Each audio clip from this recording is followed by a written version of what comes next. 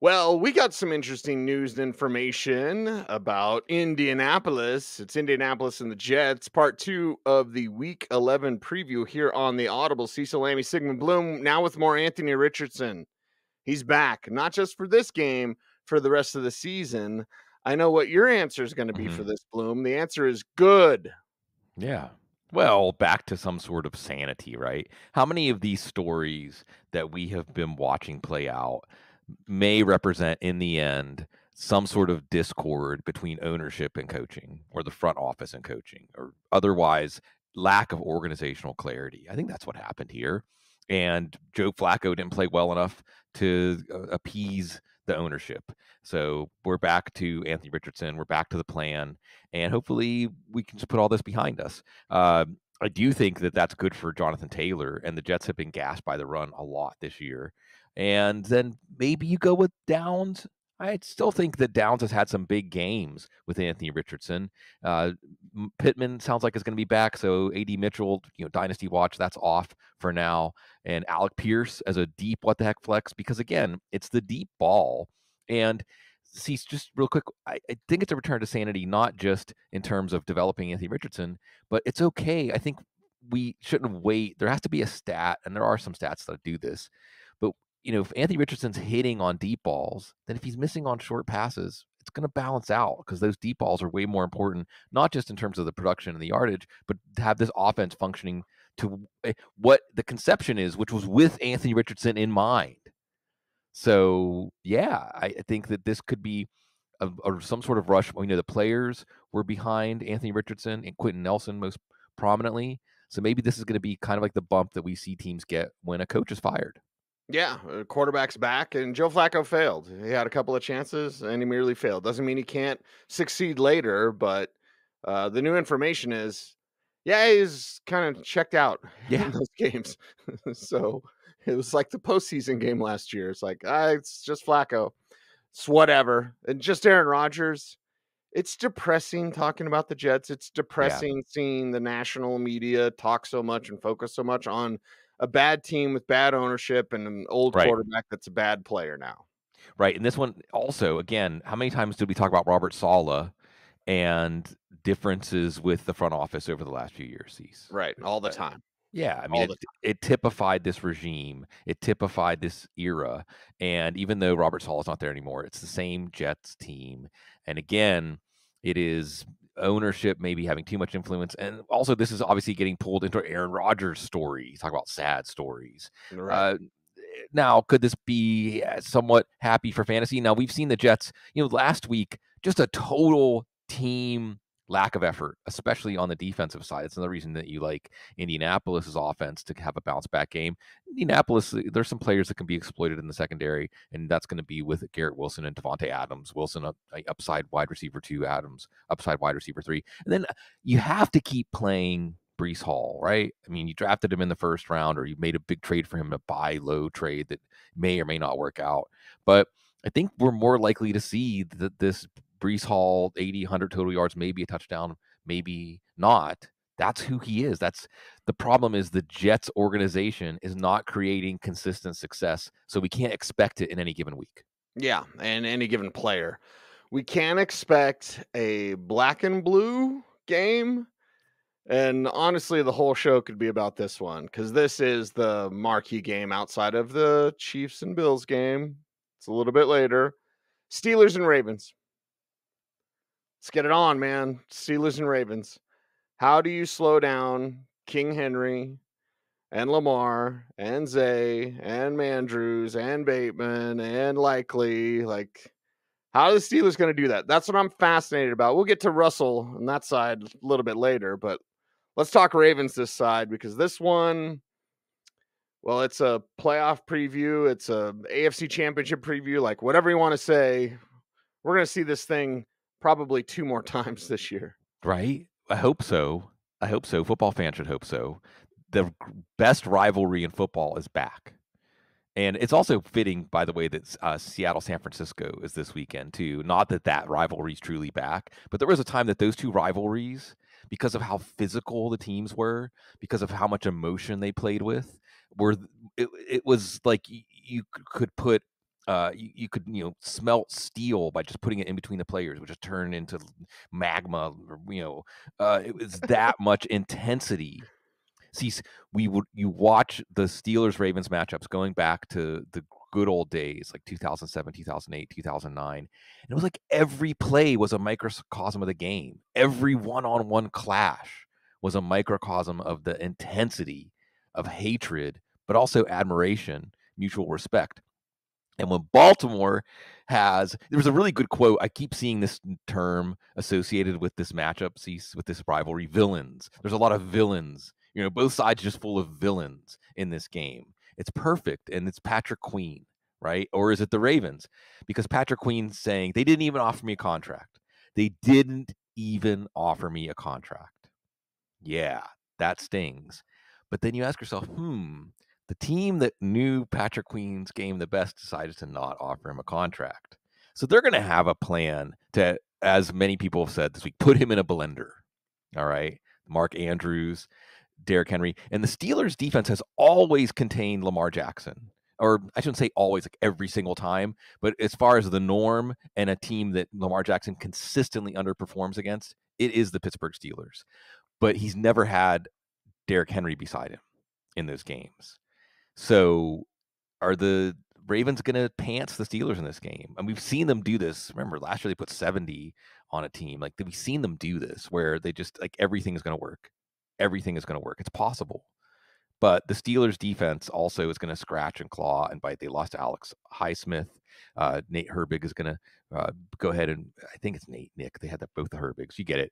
You also have, of course, Zay Flowers. Rashad Bateman is worth a look in this game. This could be the one thing that didn't typify this rivalry is shootouts, but we've seen this now with the Bengals and the Ravens, these 35-34 type games. And certainly that's what the Ravens are built for on offense and on defense. And is there a Deontay Johnson revenge game here? Probably not. But wow. Mike Tomlin, wow. They ask him about Deontay Johnson, and he says, well, there's not really a lot of tape. They're not really using him that much. Wow. Villains. Bad blood. You love it. Like you said, this is just round one. Round two is coming in like a month, maybe round three. These teams play the game the way it's meant to be played.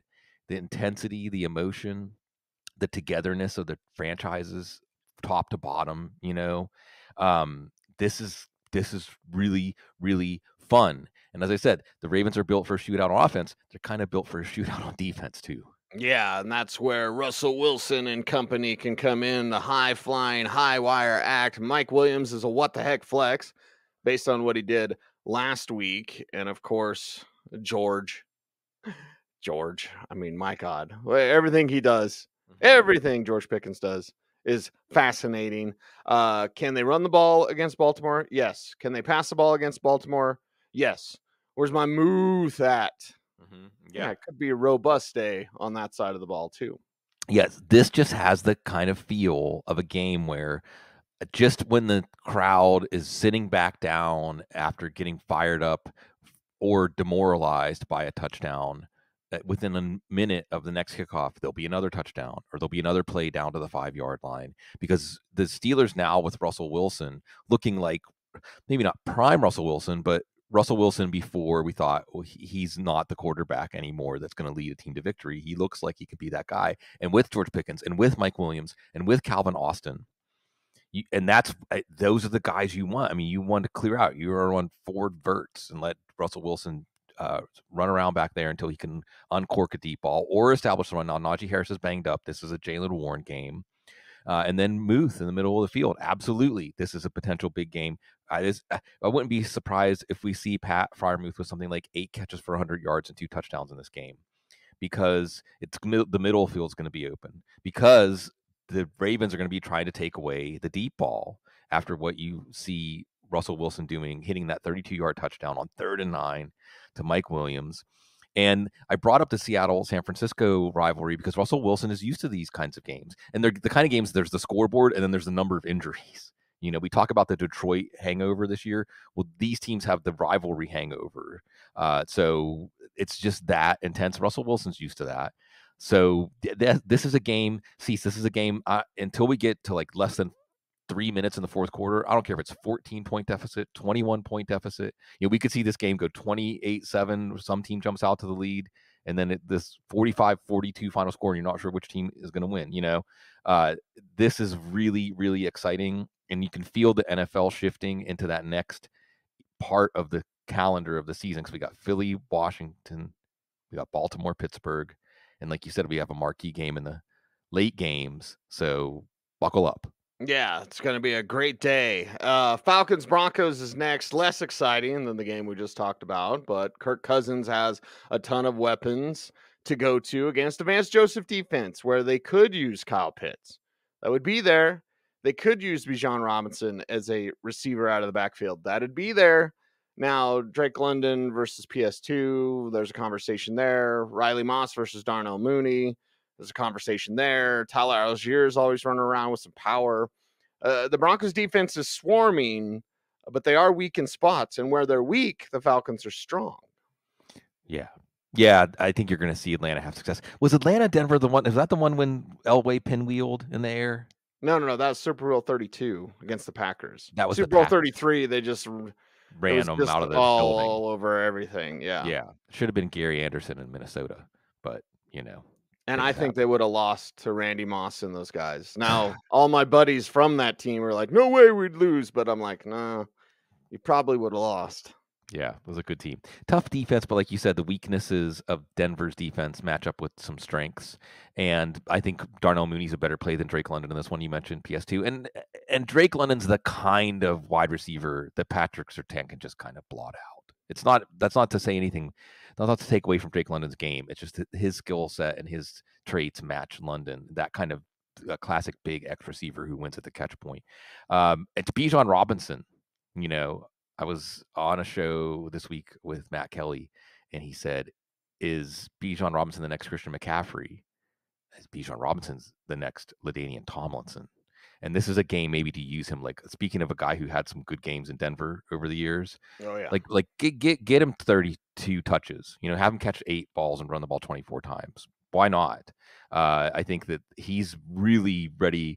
We're watching Saquon Barkley do something every week that's astounding, but Bijan Robinson is playing at that level. And Kyle Pitts also is a matchup problem for Denver in this one. So you add all this up, and it sounds like maybe Sean Payton, if he's looking at this game with clear eyes, saying, Bo Nix is going to have to do some stuff if we're going to win this one. Yeah, Bo Nix is going to have to fill the air with footballs or just hand off more to Audric Estime. That switch has been made. There's going to be like 12 to 15 carries for Audric Estime, so prepare for that. Jaleel McLaughlin won't do much because he just doesn't, even if he's the starter. Is there more from Adam Troutman or maybe Lucas Kroll? Maybe, but fantasy jams aren't relying on that. You're relying on Cortland Sutton to get force-fed the ball. Right. That's working. We'll see the health status of Josh Reynolds upon his return. Back at practice, we'll see if he's actually out there. Devon Vele catches everything. He just doesn't get much separation. So it's Bo Nix doing a little bit more, maybe even as a runner, Bloom. And then as much Sutton as you can handle, and Estime, if he can hang on to the rock with a large workload. Yeah, we talked about the Surtain and London matchup, but you also have A.J. Terrell and Cortland Sutton. And play Cortland Sutton because, like you were saying, he's the force-fed number one target. Devon Vele or Troutman or somebody, Marvin Mims, Troy Franklin, somebody as a complimentary target. That is something to watch for here. Nick still is going to have the opportunity to be a low-end quarterback one for fantasy. You're kind of excited if a lot falls on his shoulders. And he's growing up. I want to just take a moment to say that because first month of the season, there was, played yakety sax when you were watching some Bo Nix plays, right? And now he's growing up. He's growing up, and this is going to work out. And the 6th quarterback taken in the first 12 picks and Sean Payton just forcing, this is going to work. And I think behind the scenes, a lot of people around the league are also saying, like, yeah, Sean Payton got a quarterback, and it's going to work. Now, the team is still winning ugly. They're not winning pretty. They're scraping and clawing, but I think you're going to see a good resilience emotionally, psychologically from this team after losing in a painful way in a game that was very important to them. And even though this is on the undercard of the late games, it is a very interesting game for two teams that I think things are right on track to where they hoped they would be at this point in the season. Seattle, San Francisco, not what it used to be. Maybe not boring though, but more exciting on the San Francisco side. Looks like DK Metcalf expected to practice. Was a full participant on Wednesday, so that their kind of plan for him and get him out there with a little bit of a knee thing is on track. Noah Fant missed practice with the groin. So again, Seattle side, nothing really new, kind of boring. San Francisco side, more interesting. Yeah, and not boring in the sense of watching them because this offense can run the gamut. Well, we can run the gamut in the passing game. We haven't really seen them establish the run, even though that was the plan going into the season. Kenneth Walker's going to be rested, so you like that. And Kenneth Walker's still in your lineup, but he's been bailing you out more as a receiver than as a runner. And against San Francisco, I don't know if they're going to establish the run, but maybe they don't need to because remember, last we saw Jackson Smith and Jigba, they finally were using him as a downfield receiver. Finally. And remember, it was Jackson Smith and Jigba who first spilled the beans about Shane Waldron not being a very good offensive coordinator. Everyone, and the Bears should have listened to him. Someone should have listened to him. Too little, too late. Better late than never. I don't know, but that also applies to Jackson Smith and Jigba and how he was being used up until the week before the bye when he had one of the biggest games of any wide receiver. So you're going to all season you're going to put him in this one and hope they keep doing that. DK Metcalf being back could take some targets away from him, but still play into that idea of stretching the field. Geno Smith will take those shots downfield. He's an upside play. Noah Fant, he had 6 catches in the first matchup, but like you said, not looking like he's going to play. Another reason to be more inclined to play Jackson Smith and Jigba or even Tyler Lockett as a what the heck flex. And San Francisco, this was supposed to be their division, right? And then a couple weeks ago, like, oh, well, here come the Rams. Matthew Stafford's receivers are back. No. It's Arizona.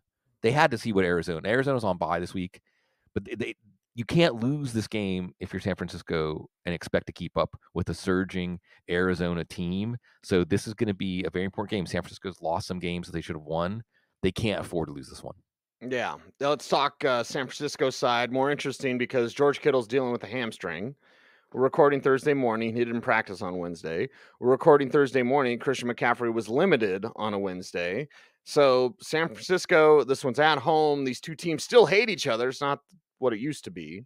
But what to expect from Brock Purdy and company. Yeah, a big game from Purdy. Purdy has, for fantasy at least, stepped up and more as a downfield passer. So no Brandon Ayuk for the rest of the year. Maybe even if there's no George Kittle, they're not as worried because Purdy's been doing more as a runner and a downfield passer. Kittle is also important to this offense.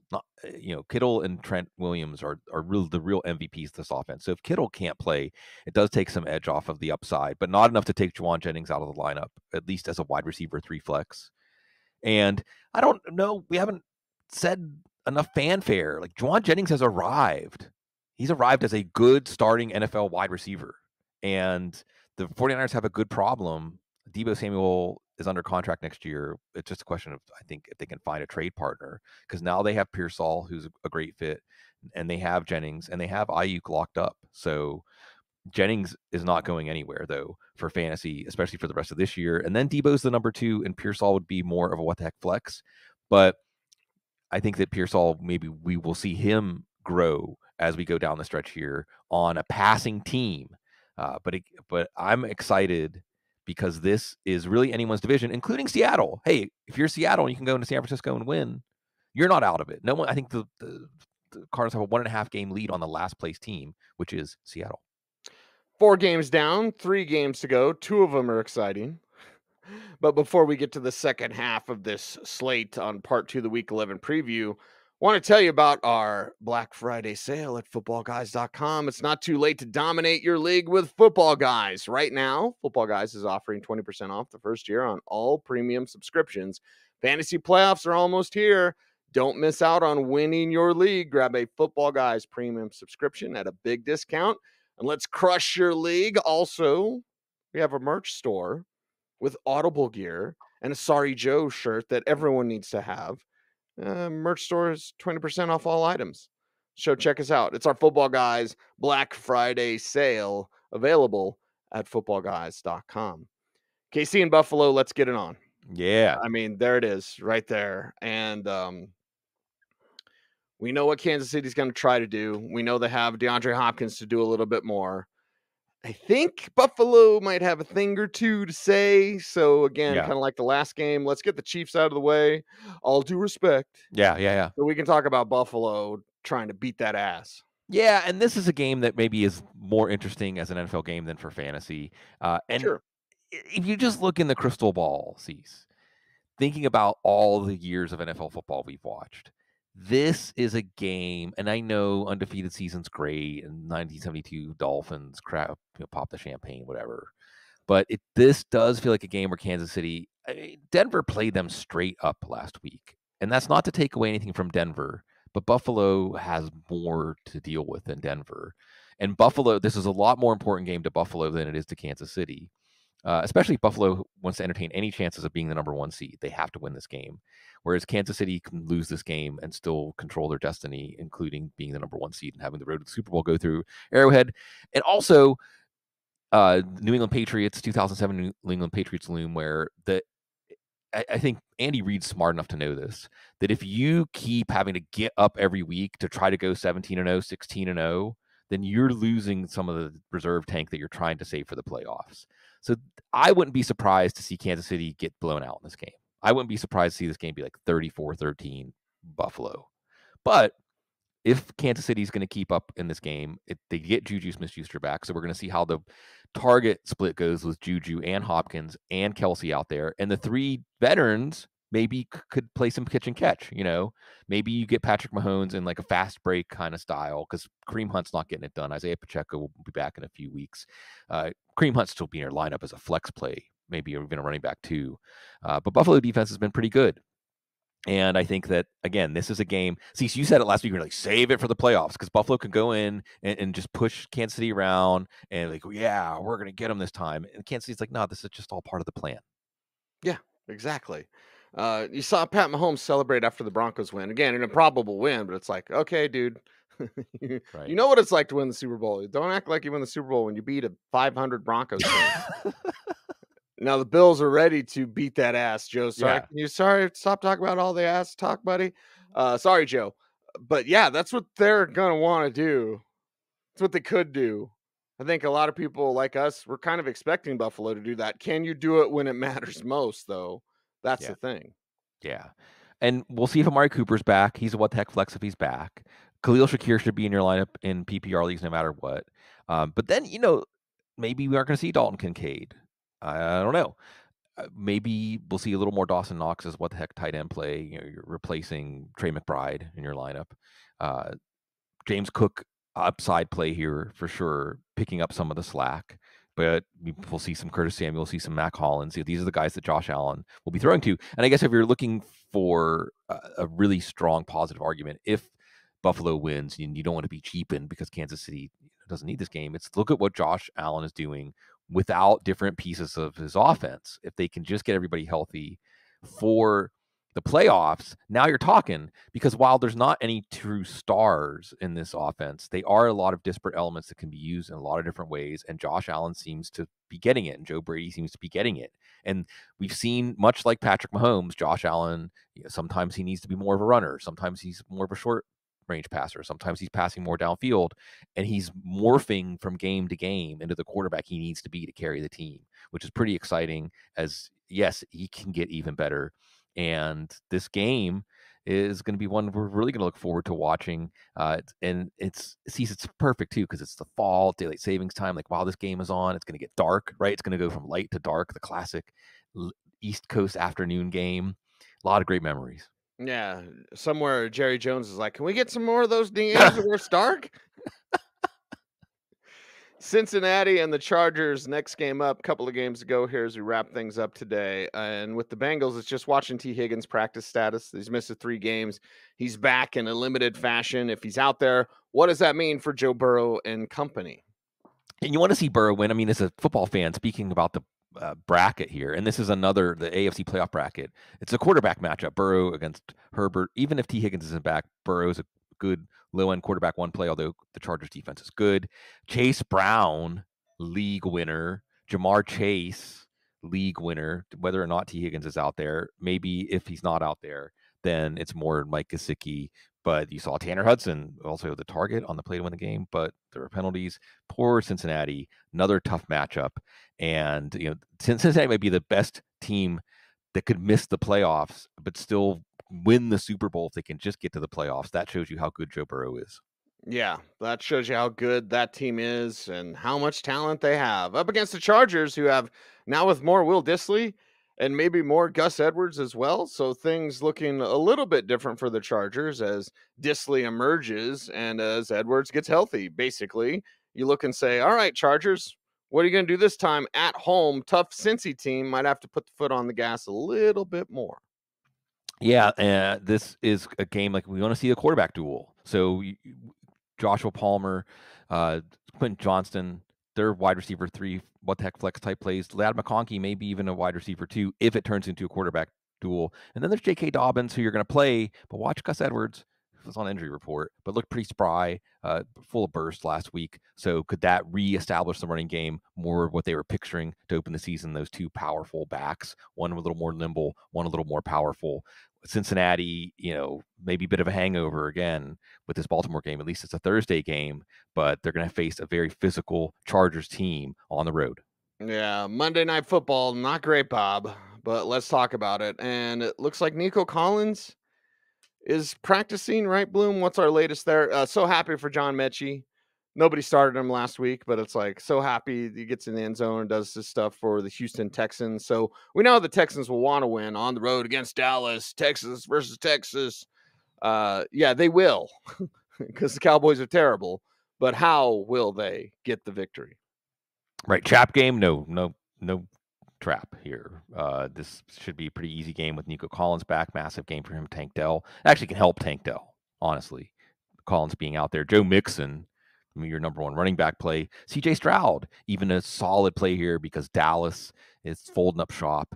And with Nico Collins out there, we know that CJ Stroud's upside is really just getting some touchdowns through the air before this one gets out of hand, because it will get out of hand.